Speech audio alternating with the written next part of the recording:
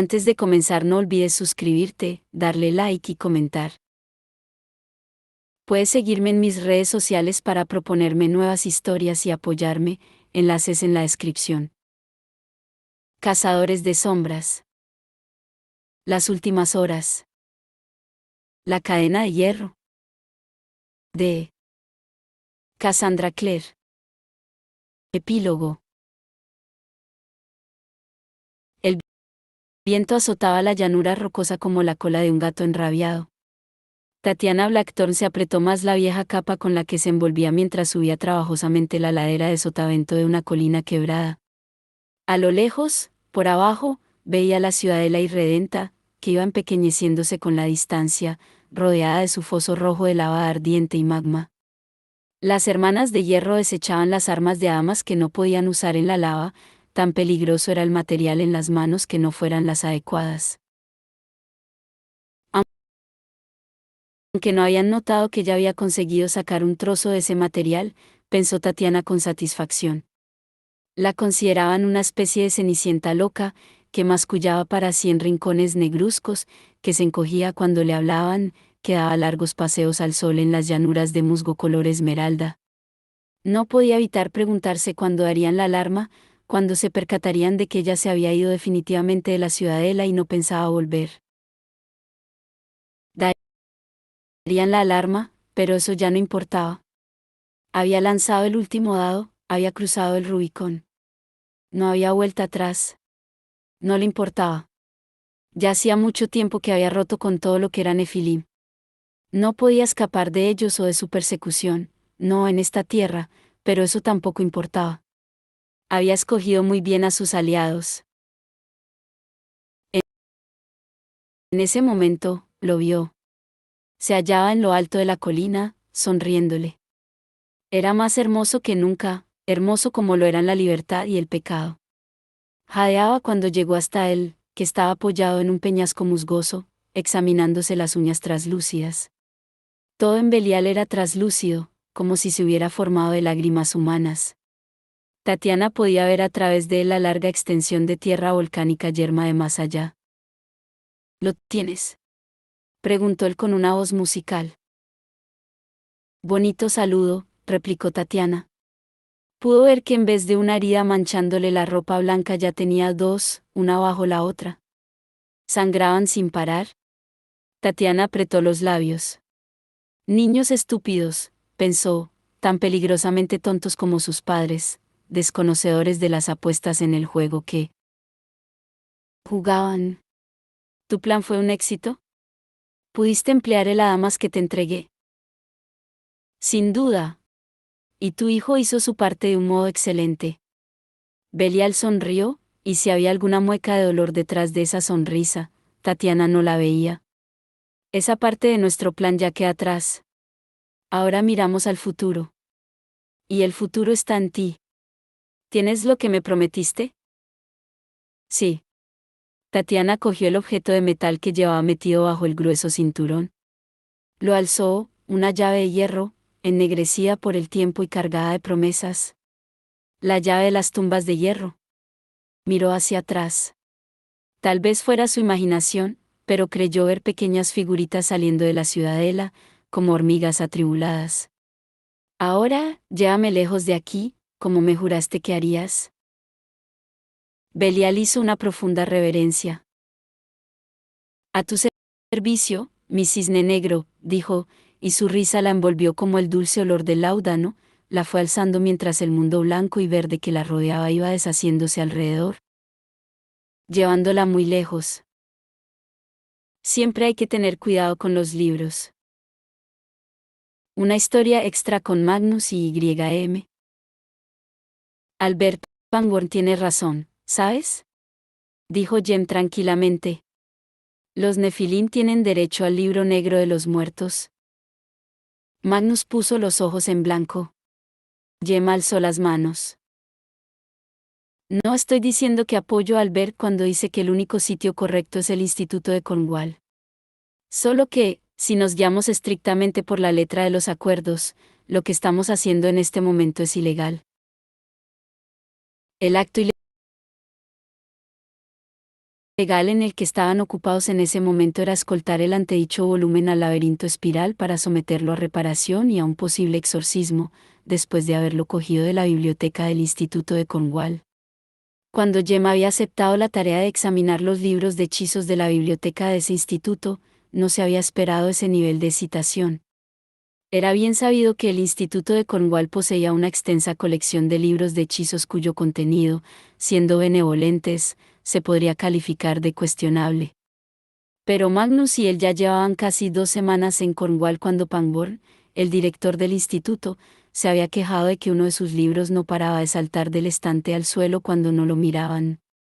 Cuando los informó de que había sujetado el volumen con pesadas cadenas, y aún así se lo había encontrado en el alféizar de la ventana a la mañana siguiente, como si estuviera contemplando el paisaje, Jem decidió que el asunto merecía investigarse. Cuando descubrió que el libro travieso era nada más y nada menos que el famoso libro negro de los muertos, Magnus y él decidieron que se tenían que tomar serias medidas. Y, en este momento, Magnus hacía una mueca de esfuerzo para sujetar el libro negro con ambas manos y mantenerlo quieto. Había comenzado a sacudirse y temblar en cuanto apareció el portal. ¿No puedes decirme en serio que crees que este recalcitrante libro de hechizos hizo una pausa para forcejear un momento con el libro? Está mejor en las pegajosas manos de Pangborn. Por lo general, repuso Jem pensativo, son bastante pegajosas. Como una valla recién pintada. Y mi opinión personal importa poco, como actúo en nombre de los hermanos silenciosos, debo respetar la ley. Aún así, insistió Magnus. Estás permitiendo que este poderoso libro de hechizos entre en el mismísimo centro de poder de los brujos. Por cierto, vamos a pasar por esas cortinas lilas. Señaló con la cabeza la pared del fondo. Jem la examinó con ojo crítico. El portal de Magnus los había dejado en una pequeña cámara de piedra, como una celda monástica, y en uno de los extremos colgaban unas pesadas cortinas de terciopelo cargadas de encaje, con algo de desajuste tonal. Las traje de mi piso cuando el estilo victoriano pasó de moda, explicó Magnus. Una pena. El victoriano pegaba bien con lo de brujo supremo. ¿Tú colgaste esas cortinas? ¿Te dieron permiso? Dudando, Jem comenzó a apartar los gruesos pliegues de tela. Nosotros, los brujos supremos, tenemos permitido reservarnos un pequeño espacio privado en el laberinto espiral. Para guardar efectos personales o para investigar.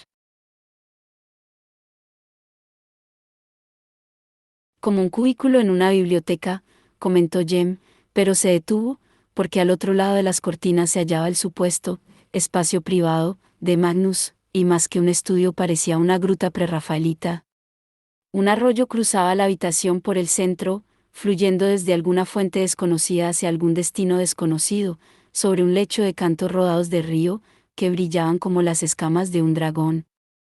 Por encima del arroyo pasaba un puente de piedra, que estaba hecho para que pareciera antiguo y ruinoso, o, quizá, fuera realmente antiguo y ruinoso, y robado por Magnus, y, colgando sobre altos sauces dejaban caer sus ramas.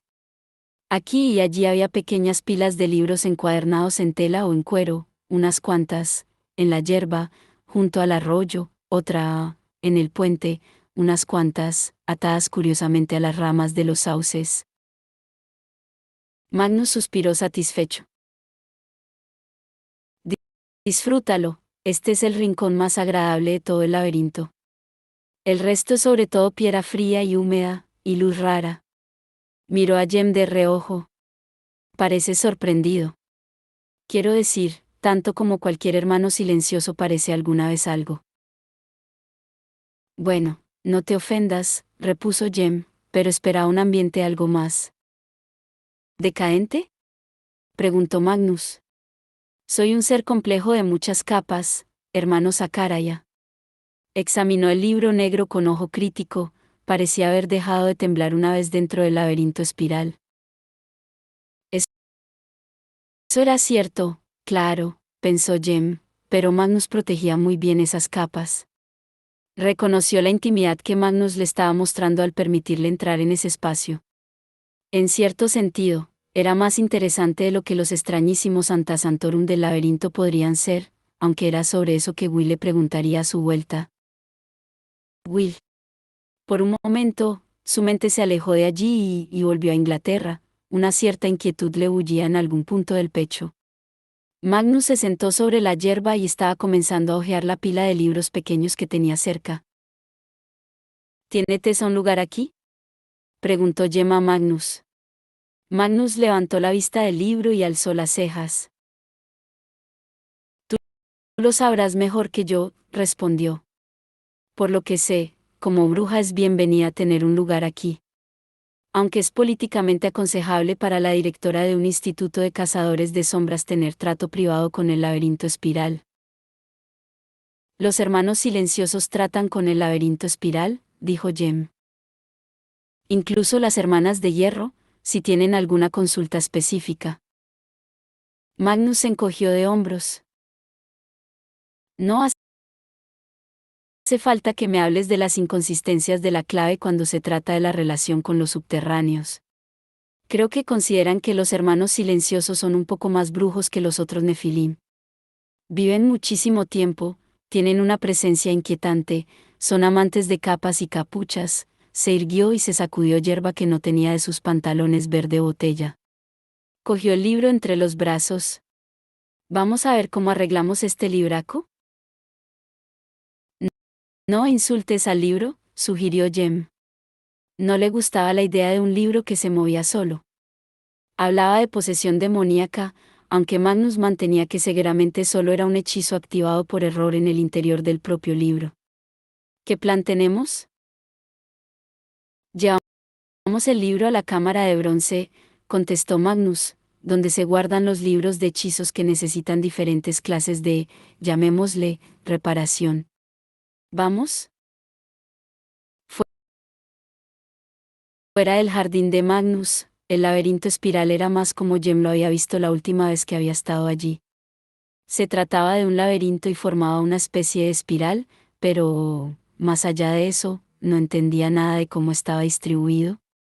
Todos los pasillos eran arcos largos y curvados, de forma que al final del corredor uno se encontraba mirando en una dirección diferente que al principio, pero era imposible discernir el ángulo descrito. Naturalmente, Magnus lo guiaba por los infinitos corredores repetitivos como si se conociera el lugar de memoria. Jem no se podía imaginar cómo lo hacía, casi no había ningún detalle o indicador que se pudiera memorizar, solo infinitas estanterías llenas de libros y alguna que otra mesa de lectura. Se había esperado muestras más aparentes e inquietantes de magia demoníaca, pero supuso que había partes del laberinto que nunca le permitirían ver, y que, seguramente, serían las partes más interesantes. No se encontraron con nadie en los corredores. Jem no estaba seguro de si eso era debido a la propia magia del lugar o si el laberinto era tan grande que resultaba raro cruzarse con alguien. Magnus guardaba silencio, el silencio parecía lo más apropiado para el apagado tono sepulcral de todo el lugar. Así que Jem se quedó solo con sus pensamientos. Y detrás de sus pensamientos, los pensamientos de todos los hermanos silenciosos, un murmullo grave y constante, un coro tranquilizador de sangre vital extendido por todo el mundo. Resultaba curioso que la mayoría de los cazadores de sombras nunca lo notaran. Era el latido de su propio corazón.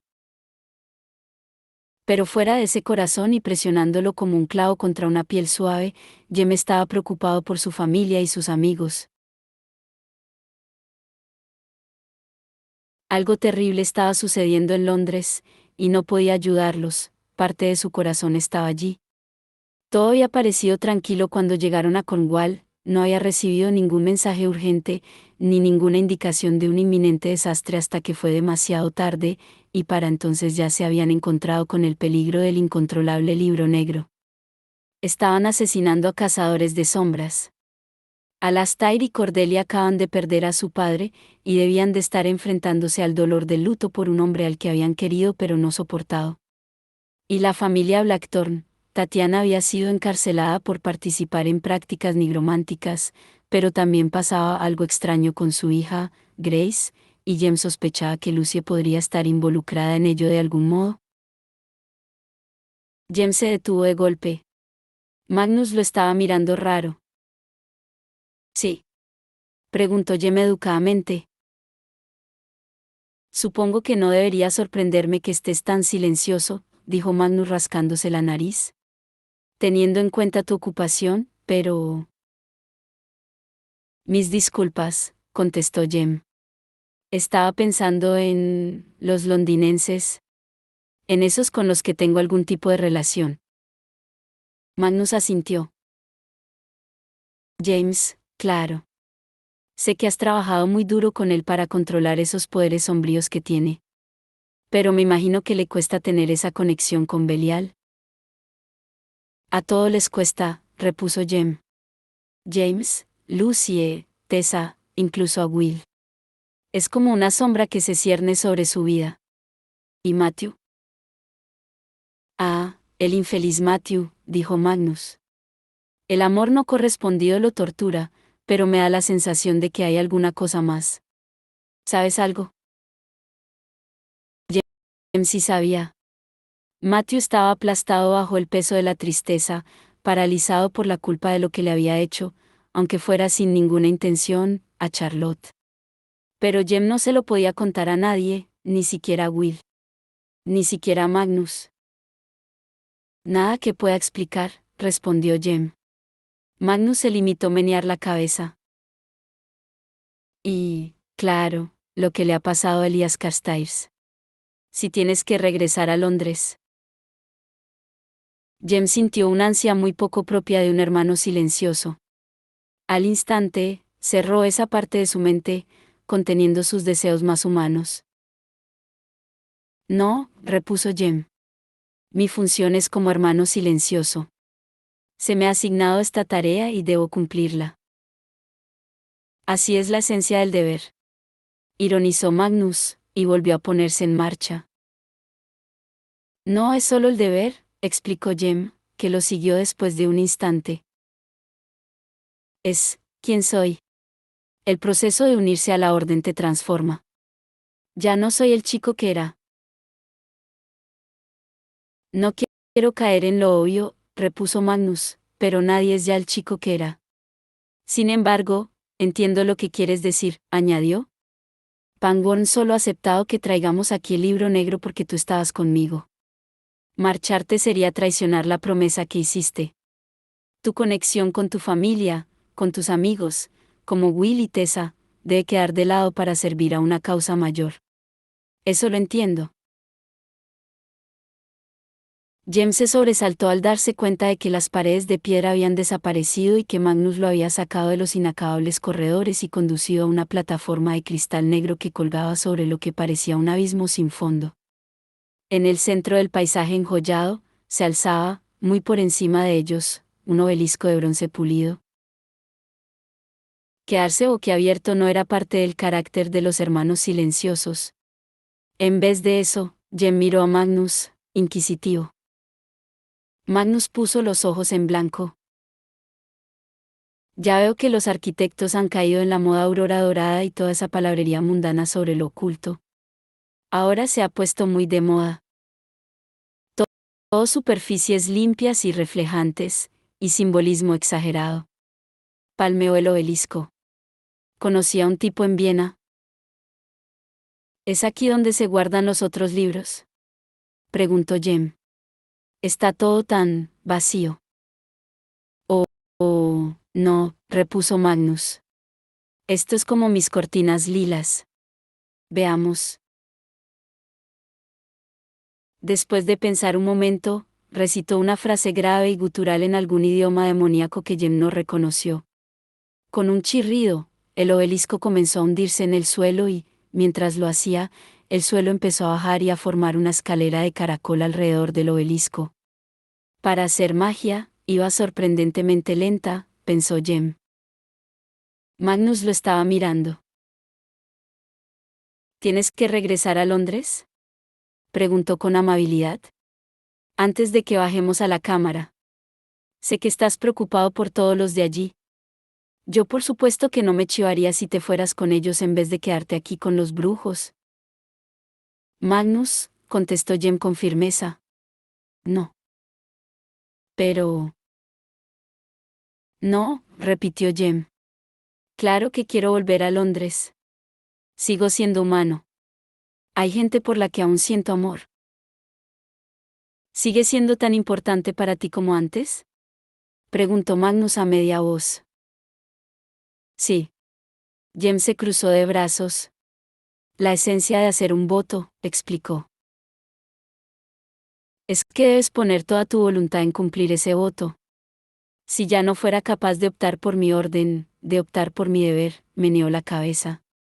Entonces, ¿qué significaría ese voto? Magnus guardó silencio durante un momento. En tu caso, no fue una elección, dijo finalmente en voz aún más baja. Jem lo miró fijamente. Lo fue. Magnus asintió. Muy bien.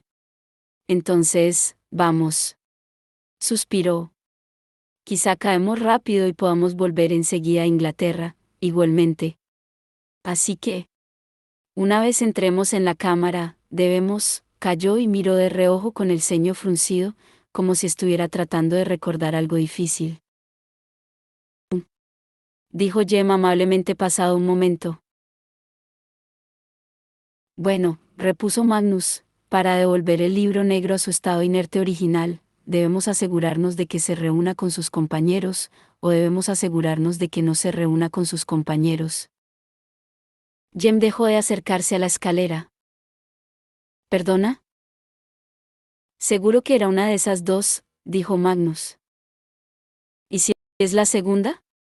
Preguntó Jem aún con bastante amabilidad, según él. ¿Qué podemos esperarnos que suceda? Después de pensar un momento, Magnus se encogió de hombros. No lo sé, respondió. No lo sé para ninguna de las dos opciones. Tanto si lo hacemos bien como si nos equivocamos, algo pasará. Aún no sé qué, y nos encargaremos de ello cuando pase. Así es como suele funcionar la magia de los brujos, añadió en un tono de disculpa. Normalmente, estamos siempre a punto del desastre, incluso en los mejores momentos. Agarró con fuerza el libro negro y comenzó a bajar la escalera. Con la sensación de que quizá fuera una gran tontería seguir adelante, lo que, de hecho, mostraba una peligrosa falta de prudencia y de sabiduría por las que se suponía que debían ser conocidos los hermanos silenciosos, y consciente de que tal vez seguir a Magnus lo dejara en un mal lugar de todos modos, Jem lo siguió.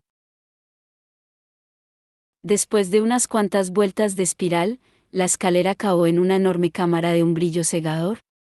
La cámara de bronce, recordó Jem, a juzgar por los muros metálicos pulidos. Relucían. Con un resplandor casi insoportable, aunque Jem no podía localizar ninguna fuente de luz. A lo largo de las paredes, había docenas de libros apilados en un equilibrio precario. Una cámara sin sombras, dijo Magnus volviendo la cabeza hacia atrás. Es muy difícil ocultar algo aquí. Jem se unió a Magnus al pie de la escalera, entonces se dio cuenta de que Magnus llevaba unos anteojos con los cristales oscurecidos. Anteojos de obsidiana, explicó Magnus. ¿Ayudan con el resplandor? ¡Wow! El libro negro de los muertos había comenzado a sacudirse en las manos de Magnus, y una aura de calor se estaba formando rápidamente alrededor. Jem corrió hacia Magnus para ayudarlo a dominar el tosudo libro, pero Magnus negó con la cabeza. Te quemarás las manos, dijo en voz muy alta, y Jem se dio cuenta en ese momento de que un viento silbaba por toda la cámara, un viento ruidoso y penetrante, que hacía difícil oír a Magnus. Todo era demasiado brillante, demasiado ruidoso y demasiado. Con el ruido de un aleteo, el libro negro escapó de las manos de Magnus y voló hacia el centro de la cámara. Otros libros habían salido volando de sus pilas apoyadas en las paredes y, mientras Magnus y Jem los observaban, chocaron con el libro negro. Pasado el impacto, Jem se dio cuenta de que los libros se habían colocado para formar algo parecido a una figura humana muy delgada. Magnus miró a Jem con las cejas en alto. Quizás sea solo un pequeño espectáculo, sugirió. O tal vez a los libros les guste estar en la cámara de cobre con la forma de una amistosa y servicial criatura, libro. El libro monstruo dio un paso adelante. Alzó los brazos, y las páginas se agitaron con un fuerte silbido amenazador. Pues supongo que no debíamos haber traído aquí el libro negro, dijo Jem. ¿Quién sabe, en realidad?, repuso Magnus. Es igual de posible que esto sea lo correcto y que nadie pensara en mencionarnos el libro Golem. Y hablando de sería una idea terrible dañar cualquiera de los libros de hechizos que forman esa cosa. Quizá lo mejor sería dejarlo aquí. Y subir por la escalera después. Es tu laberinto, contestó Jem dudando, pero no me puedo imaginar que esta sea la manera en que se pretendía guardar el libro negro. Bueno, técnicamente, a los brujos no les está permitido poseer el libro negro, informó Magnus con una alegría irritante. Pero, por el momento, solo lo estamos tomando prestado. No es mi culpa que se haya vuelto parte de un libro monstruo, ¿no? Como si se sintiera insultado, el libro Golem se lanzó hacia Jem con un fuerte siseo. Jem se apartó para esquivar el ataque, aunque el borde de uno de los libros le rozó el dorso de la mano. No creo que pueda hacernos daño, apuntó Magnus. Solo son libros. Pero Jem comenzó a notar un agudo dolor donde el libro Golem lo había tocado, como una quemadura fría. Tragó aire bruscamente, sorprendido. Bueno, muy bien, supongo que sí puede irnos, admitió Magnus. ¿Alguna idea? Rodó para apartarse cuando el libro Golem fue a por él, y adoptó una postura más defensiva. En circunstancias normales, lo haría arder, pero no puedo imaginarme las consecuencias que me acarrearía destruir pilas de libros de hechizos irreemplazables. ¿No crees que los otros brujos lo entenderían?, preguntó Jem. Había agarrado con fuerza su bastón y lo usó para defenderse de la criatura libro cuando ésta fue de nuevo hacia él. ¿Dadas las circunstancias? En absoluto, respondió Magnus. Además, los propios libros contienen tanta magia, que no me sorprendería si el fuego no los pudiera destruir. O incluso podría hacerlos más fuertes. Los votos de los hermanos silenciosos hacían que Jem nunca fuera capaz de sentir la exasperación que asociaba con su juventud, pero notó que algo parecido a esa emoción lo inundaba de todas formas. Tengo una idea, dijo sin hacer caso de esa emoción. En la leyenda original del Golem, al monstruo se lo podía parar inscribiéndole la palabra muerte en la frente. No me parece que esta cosa tenga una frente, repuso Magnus mientras esquivaba el último avance de la cosa. Tiene cabeza, insistió Jem, en la que podría inscribir la runa de la muerte que solo los hermanos silenciosos conocen. ¿Qué?, exclamó Magnus alzando la voz. ¿Hay runas secretas que solo conocen los hermanos silenciosos? Claro, contestó Jem. Eso en sí no es un secreto. Todos los cazadores de sombras lo saben. ¿Saben que tenéis una runa de la muerte secreta?, preguntó Magnus, que sonaba un tanto ahogado. En realidad, no es una runa de la muerte, explicó Jem. Es una representación compleja de... No puedo hablar de ello. Miró a Magnus a los ojos. Debes confiar en mí. Confío, aseguró Magnus, y lo que dijera después se perdió, porque el libro Golem dio un gran salto y se estrelló directamente contra la pared del fondo de la cámara, la atravesó, desmigajándose como si ésta también fuera de papel. Más allá, Jem pudo ver más bronce brillante, en un corredor que se alejaba. Jem lanzó a Magnus una mirada inquisitiva. Bueno, dijo Magnus con un gran suspiro. Ahora se ha escapado hacia las arcadas de bronce. Y aunque podría fingir que eso ya no es problema nuestro, de hecho, ahora es doblemente nuestro problema. Lanzó a Jem una compasiva sonrisa. Parece que todavía no vamos a volver a Londres. Muy bien. Lo perseguimos, intento atraparlo en algún tipo de jaula mágica, y probamos con tu runa de muerte. ¿Y si no funciona? Preguntó Jem. Entonces, al menos lo tendremos en una jaula mágica, respondió Magnus. Muy bien, hermano Sakara, ya nos adentramos en las profundidades del laberinto espiral, donde los mortales temen pisar. Jem se tomó unos segundos para pensar en sus amigos y su familia, y en lo que estaba pasando en Inglaterra. Por un instante, se sintió invadido por un amor de un poder casi insoportable, tan intenso que solo se podía aguantar durante ese momento. Supongo que habrá que hacerlo, contestó finalmente,